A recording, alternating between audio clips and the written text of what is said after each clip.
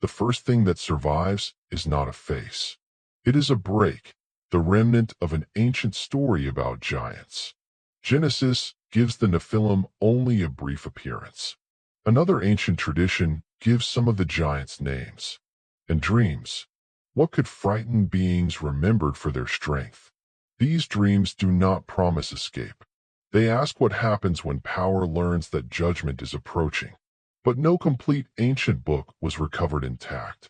The story survives in damaged witnesses, later adaptations, and scholarly reconstruction. Before we follow its fear, we have to separate what survives from what has been restored and what can only be imagined. Genesis preserves a brief and difficult passage. It speaks of divine beings, or, in many translations, the sons of God. It speaks of human women. It names the Nephilim and remembers mighty figures associated with an ancient age. Then the passage moves on. It gives us no surviving list of named giant protagonists, no assembly gathered around a dream, no journey by Mahaway, no consultation with Enoch. Genesis names them. It does not narrate their inner world. That distinction matters. The title of this episode uses Nephilim because it is the familiar doorway into the subject. But Nephilim, giants, watchers, and the named figures of later traditions are not interchangeable terms in every ancient source. Genesis is the first layer. The stories that grew around its compressed language belong to other layers. The short passage left later readers facing a field of unanswered questions. Who were these figures? What made their age a symbol of violence and disorder? Could beings remembered for extraordinary strength understand the judgment approaching their world? Genesis does not enter their thoughts. It presents them from outside, as part of a world moving toward crisis. The Book of Giants changes the angle, not by giving us a complete biography, not by preserving an eyewitness record. It changes the angle through fragments of a later ancient tradition. Some figures receive names. Then they receive dreams. A category begins to behave like a cast of characters. And when a figure capable of frightening the world becomes frightened himself, the story is no longer only about size or violence. It becomes a story about the limit of power. But there is no single page containing that entire story. There are layers. Unless we separate them now, mystery will harden into false certainty. The dreams are waiting. First, we need a map of the broken world in which they survive. The easiest way to misunderstand the Book of Giants is to imagine one complete volume lying open on a table. A beginning, a middle, an ending. That is not what survives. The story reaches us through 5 source layers, and each layer carries a different kind of authority. Genesis supplies the compressed starting point. It names the Nephilim, but it does not contain Ohyah, Hahyah, Mahaway, the dream sequence, or a hidden Book of Giants narrative waiting inside its wording. Genesis gives the question. It does not give the complete later answer. A later Enochic tradition expands the world around Genesis. It describes heavenly beings crossing boundaries, giant offspring, illicit teaching, violence, and divine judgment. It also gives Enoch a literary role as mediator and bearer of interpretation. The Book of Giants belongs within this wider Enochic environment. But it is not simply an intact missing chapter from the later complete forms of First Enoch. The traditions are connected. They are not identical. The central ancient witnesses for this episode are multiple fragmentary Aramaic manuscripts associated with the Book of Giants and preserved among the Dead Sea Scrolls. Multiple witnesses, not one complete scroll. Some fragments preserve names or parts of scenes. Others preserve only small remains. Scholars compare language, handwriting, material evidence, proposed joins, and narrative relationships to reconstruct possible sequences. The original order is not completely secure. A surviving word is not the same as a restored word. A restored phrase is not the same as a reconstructed scene. Any smooth retelling has to keep those differences visible. Centuries later, Manichaean communities preserved and adapted related giant traditions in several languages and cultural settings. These witnesses show that the story continued to travel. They may help scholars compare names and episodes, but later details cannot automatically fill gaps in the earlier Qumran manuscripts. A messenger who moves in a particular way in a later adaptation is evidence for that later version. It is not automatic Qumran evidence for wings or supernatural flight. Modern scholars compare fragments, names, and parallel traditions. Modern popular retellings sometimes go further, promising a complete recovered book, a suppressed history, giant bloodlines, or proof that Gilgamesh was literally a Nephilim. Those claims do not become ancient evidence because they make compelling titles. Market language is not manuscript evidence. A cinematic image is not an ancient witness. The safest description is also the most useful. The Book of Giants is an ancient Jewish composition associated with Enochic literature, preserved fragmentarily in Aramaic Qumran witnesses and later adapted in Manichaean traditions. Its damaged condition means the story must be approached piece by piece. A name, a gathering, a journey only partly visible, a verdict reconstructed across damaged evidence, and ominous dreams that turn the fear of the tradition inward. We have separated the layers. Now we can enter the story. But what follows is a path through fragments, not a recovered transcript. The first-named figures do not enter in triumph. They enter because something has frightened them. Names interpreted as Ohyah, Hahyah, and Mahaway survive within the fragmentary tradition. Their English spellings vary across editions and transliteration systems. Their roles and precise sequence do not survive with the completeness of a modern narrative. But names matter. Before them, the giants can remain a category. After them, the tradition begins to produce individuals. Figures who gather. Figures who respond. Figures who cannot explain what they have seen.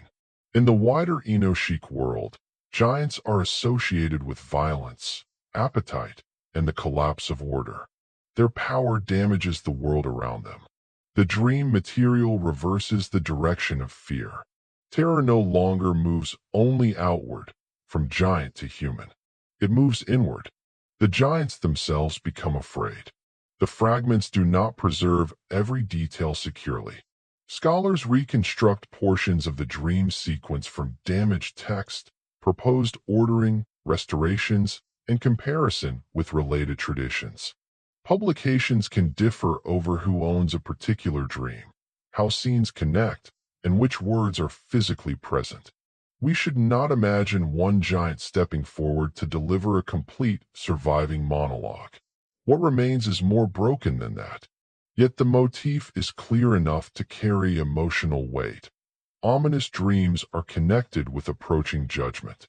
Some reconstructions bring together imagery of a cultivated or living order being overwhelmed, erased, or destroyed. Other material has been associated with a scene of heavenly judgment. The exact images, sequence, and ownership remain qualified. But the emotional function of the reconstructed story is unmistakable. Something is ending, and the dreamers suspect that the ending concerns them. A dream is a strange place for power to fail. Strength cannot strike it. Size cannot intimidate it. Violence cannot force it to explain itself. A being capable of dominating the visible world can still awaken helpless before an image whose meaning he does not control. Even their individuality remains partial. The fragments preserve names and reactions, not complete portraits. They are better approached as doomed figures inside a damaged literary world, recognizable enough to become characters, but not preserved well enough to become complete biographies. A figure speaks. Another responds. An assembly reacts. The order remains partly reconstructed. What matters is the transition. The giants no longer ask only what they can do. They ask what their dreams mean. This is the beginning of tragedy. Not because the giants suddenly become innocent. The wider tradition still places them within a world of transgression and violence. Their fear does not erase the suffering around them. But tragedy does not require innocence. It requires recognition. The moment a figure understands that power cannot save him, the story changes. The giants have lived as though scale were authority. The dreams introduce another authority entirely, one beyond their bodies and beyond the world they have damaged. This is why Nightmares works as emotional shorthand in the title. The surviving material gives us ominous dream scenes, not a modern clinical description and not a perfectly recovered dream diary. But the figures awaken into fear. They gather because the images demand an explanation. And that explanation cannot come from among themselves. Someone must carry the question beyond the giants' assembly. Someone must seek the figure associated in Enochic tradition with mediation and interpretation. Mahaway becomes the movement of the story. He is not traveling to find a weapon. He is traveling to find meaning. And meaning may be the one thing more dangerous than the dream. In the reconstructed story, Mahaway travels to consult Enoch. Only part of that journey survives directly. Its full geography, mechanics, and sequence remain uncertain. Later adaptations may give the messenger features or movements that belong to their own versions of the tradition. The earlier Qumran layer supports a narrower account. Mahaway travels. He carries the crisis of the giants toward an interpreter. This is not the journey of a conquering hero. There is no opponent on the road whose defeat can reverse judgment. No weapon can make the dreams harmless. And no wings or supernatural flight belong securely to the Qumran layer. Mahaway is a messenger under pressure. His importance comes from what he carries, not from spectacle. Behind him stand figures imagined as powerful enough to devastate their world. Ahead of him stands a human mediator. That reversal is the heart of the scene. Why seek Enoch? Within Enochic tradition, Enoch occupies a boundary. He is human, yet associated with access to heavenly knowledge. He becomes a literary figure through whom warnings and judgments can be understood and transmitted. He is not a fantasy wizard. His authority comes from mediation, not theatrical magic. Mahaway crosses the distance between physical force and interpretive authority. At first, his scale can dominate the frame. Then the terrain expands. Sky, stone, and empty ground reduce him. A figure who appears enormous beside human architecture becomes small beneath a world he cannot control.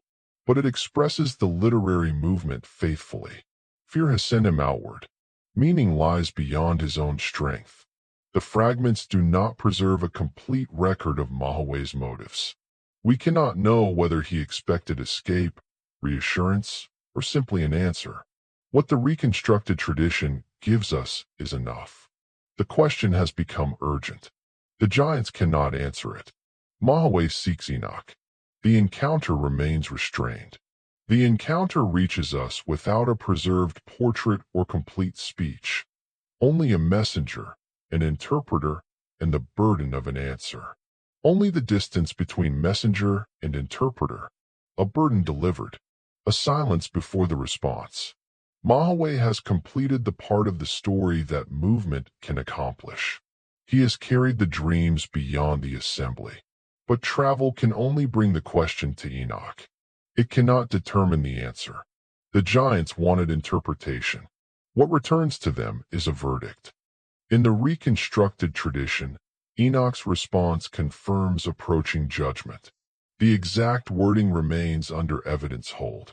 The number and order of messages or tablets must not be fixed until the relevant fragments, restorations, and proposed sequence are verified line by line. No complete speech survives for us to hear, and no intact verdict can be recovered. But the narrative function is clear. The dreams are not dismissed. The fear is not relieved. Interpretation turns uncertainty into inevitability. Before the response, the giants can still imagine that a symbol has another meaning. The world may continue because it has continued until now. Enoch's answer closes that space. Within the story, as scholars reconstruct it, the ominous visions point toward coming judgment. Knowledge becomes heavier than ignorance. The title of this episode compresses the larger pre-flood setting and the dream and judgment tradition. It is not a sentence copied intact from a Qumran fragment. Not every dream explicitly names the flood. No single manuscript preserves the entire sequence. The responsible public claim is narrower. The fragmentary Book of Giants tradition gives named figures ominous dreams, fear, and awareness that judgment is approaching. Within the larger narrative world, the catastrophe of the flood stands ahead. His journey has succeeded in the narrowest possible sense. He has found the interpreter. He has obtained an answer. But an answer is not rescue. This is the central reversal. The giants possess awareness without deliverance, warning without a different ending, meaning without control. The architecture still stands. The water has not arrived. The figures remain where they were. And yet the future now has weight. This does not transform the giants into heroes. Their fear does not cancel the violence associated with their world. The tradition does not ask us to forget why judgment comes, but it allows the condemned to understand. That is what makes the scene tragic.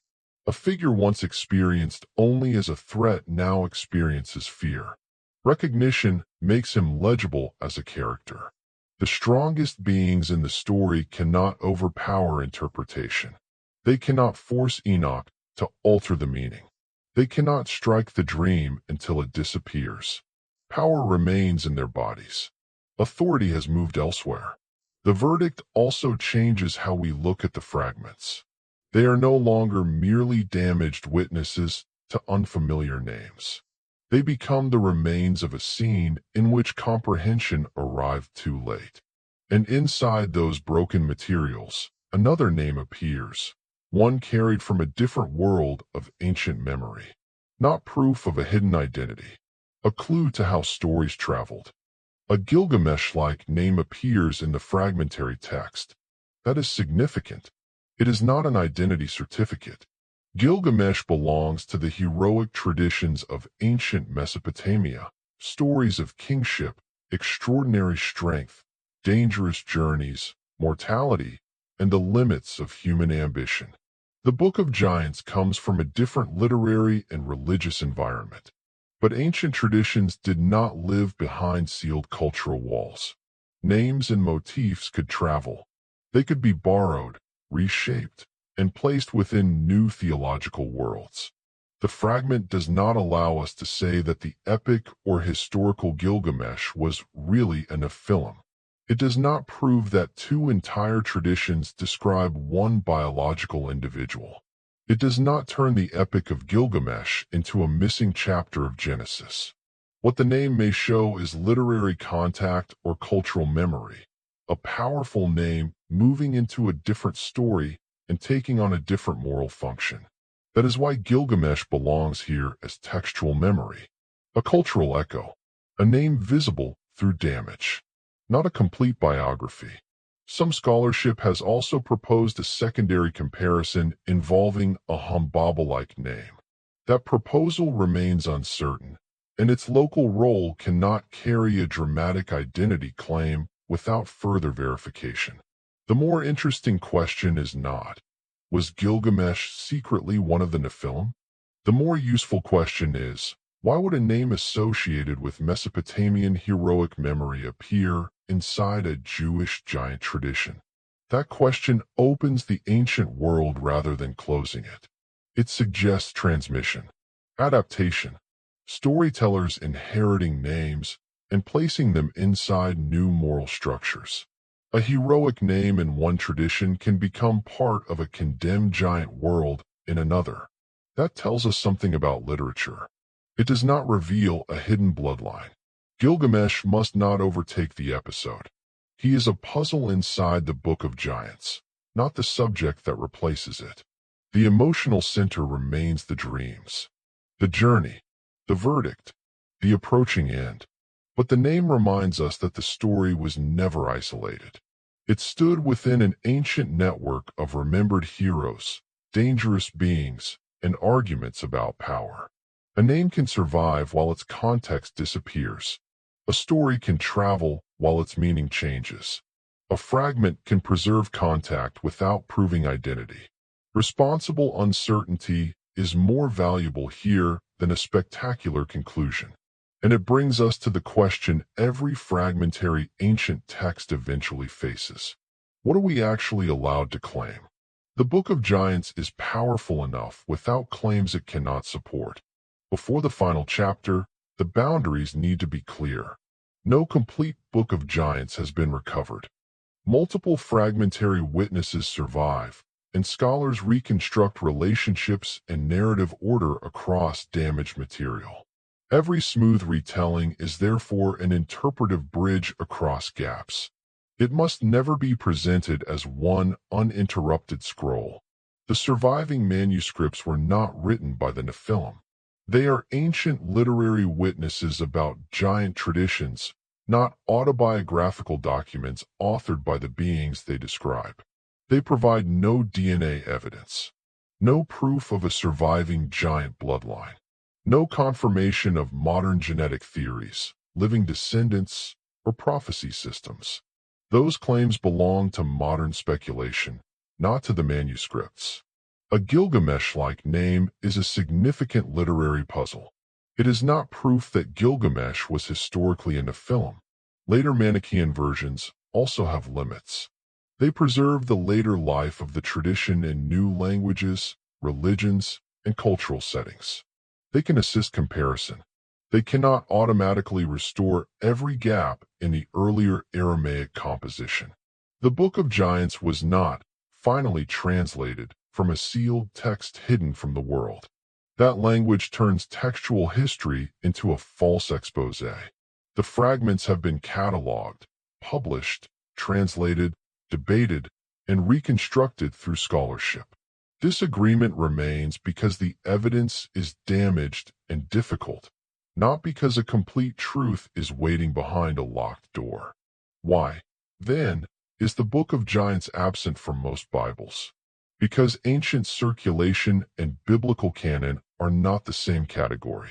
A work could be copied, read, valued, debated, or adapted without entering every community's authoritative collection. Different communities preserved different texts. Some works survived in many copies. Others survived only in fragments or later translations.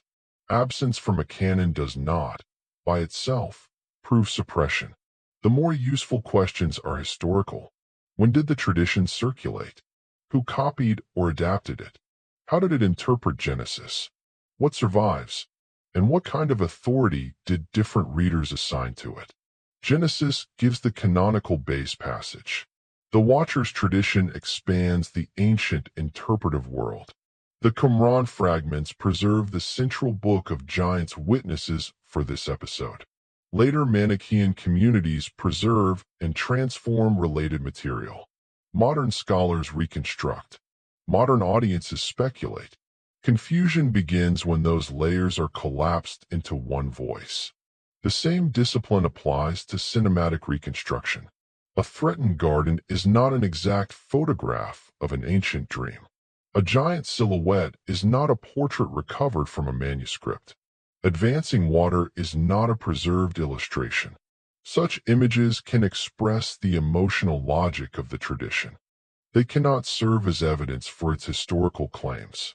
There is always a temptation to fill the gap, to restore the unreadable line, to decide who spoke, to give Enoch a complete speech, to show precisely what each giant saw, to turn uncertainty into certainty because certainty is easier to narrate. But the missing parts are not failures in the documentary. They are part of the truth of the object. A fragment tells us two things at once. Something survived. Something did not. Restraint does not make the Book of Giants less haunting. It makes the haunting honest. We are not drawn toward a manufactured secret. We are drawn toward a genuine ancient absence. The names are incomplete. The dreams are damaged. The verdict is reconstructed. Yet enough remains to preserve a striking act of imagination. Beings associated with uncontrolled power are forced to confront a future they cannot overpower. Once false certainty is removed, we can finally approach the flood from the side that already knows it has lost. The Book of Giants allows a familiar catastrophe to be imagined from an unfamiliar direction, not from the side of escape, from the side of those who understand that they will not escape. In Genesis, the flood belongs to a larger account of corruption, judgment, preservation, and a world remade. In the fragmentary giant tradition, the emotional focus narrows. The dreamers stand inside the world that is ending. They are not outside the warning. They are among its objects. This closing perspective is a literary synthesis. The fragments do not preserve a complete sequence of giants watching the water arrive. But the dreams, Mahaway's journey, and the verdict allow the imagination to approach that moment. What changes when the condemned know? Without the dreams, destruction arrives from outside. With the dreams, it begins earlier. It begins in consciousness. The end enters before the water. First as an image the dreamer cannot explain. Then as a question carried toward Enoch. Then as interpretation. Then as waiting. This may be the darkest idea in the story. The catastrophe does not begin when the landscape disappears. It begins when the hope of another outcome disappears. Ohyah and Hahyah do not need to shout. Mahaway does not need to run. Enoch does not need to raise a hand toward the sky. The verdict has already performed the central action. It has transformed the future into something known. The giants are powerful enough to become symbols of a violent age. They are not powerful enough to step outside judgment. Their strength can dominate space. It cannot dominate time. Their names can survive inside fragments. Their world cannot. This does not ask us to celebrate them. It does not reverse the moral structure of the wider tradition. It does something more complicated. It allows fear to cross the boundary between victim and threat. For a moment, figures who once seemed to embody terror become capable of experiencing it. That reversal does not absolve them. It makes them legible. Perhaps that is why the damaged condition of the Book of Giants feels appropriate. A complete manuscript would have given us more certainty. Instead, the physical form of the evidence echoes the emotional form of the story. Broken names, interrupted speech, dream images separated from their sequence, a journey preserved only in part, a verdict whose complete wording is lost, a world remembered through remains. Genesis preserves a brief passage. A later Enochic tradition expands the world around it. The Qumran fragments preserve pieces of a Book of Giants. Later communities carry and transform the tradition. Modern scholars attempt to reconnect what time divided, and modern audiences stand before the gaps, tempted to call them secrets. But the fragments do not need a conspiracy to matter. They have already done something extraordinary. They turn the giants around. They make us look not only at the fear they caused, but at the fear they felt.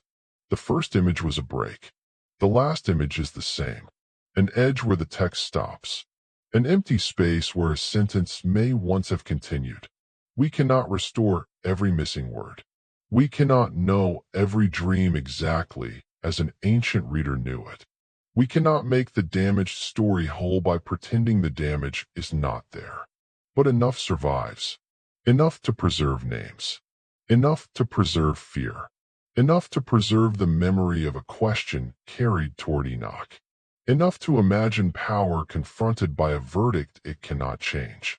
The most unsettling thing about the giants may not be that ancient tradition imagined them as strong.